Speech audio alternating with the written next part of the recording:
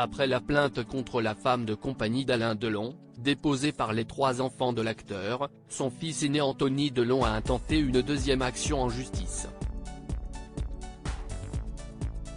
Anthony Delon dépose une seconde plainte contre la dame de compagnie de son père.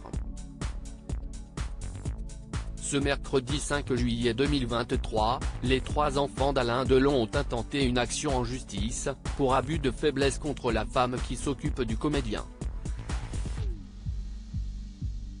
Celui qui vit désormais dans sa demeure de Douchy, dans le Loiret, serait grandement diminué après avoir fait un AVC, il y a près de 5 ans.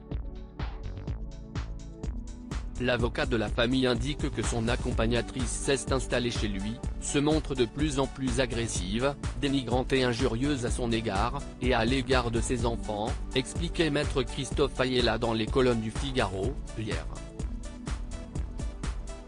Anthony Delon dépose une deuxième plainte en son nom, mais Anthony Delon a également porté plainte de son côté.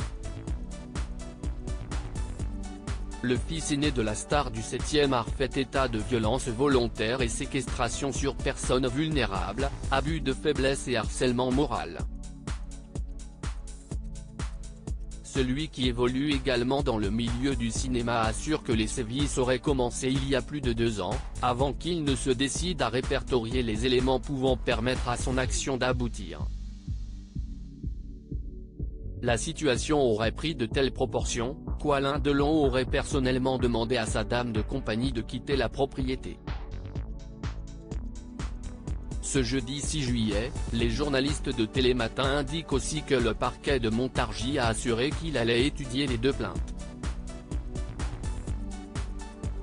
Pascal Praud donne des nouvelles de la famille Delon hier, en fin d'après-midi. Pascal Praud, que l'on sait proche de la star de 87 ans et de ses fils, a pris la parole sur Twitter pour donner des nouvelles de la famille Delon. Les enfants Delon, Anthony, Anouchka et Alain Fabien sont à Douchy auprès de leur père. Je viens d'échanger avec Anthony, heureux que son père Alain retrouve sa liberté mais aussi son chien Lubo. Ce soir la famille Delon dormira dans cette maison qui les a abrités si souvent, a ainsi écrit l'animateur de CNOO, qui a récemment annoncé son arrivée sur Europe 1, à la rentrée prochaine.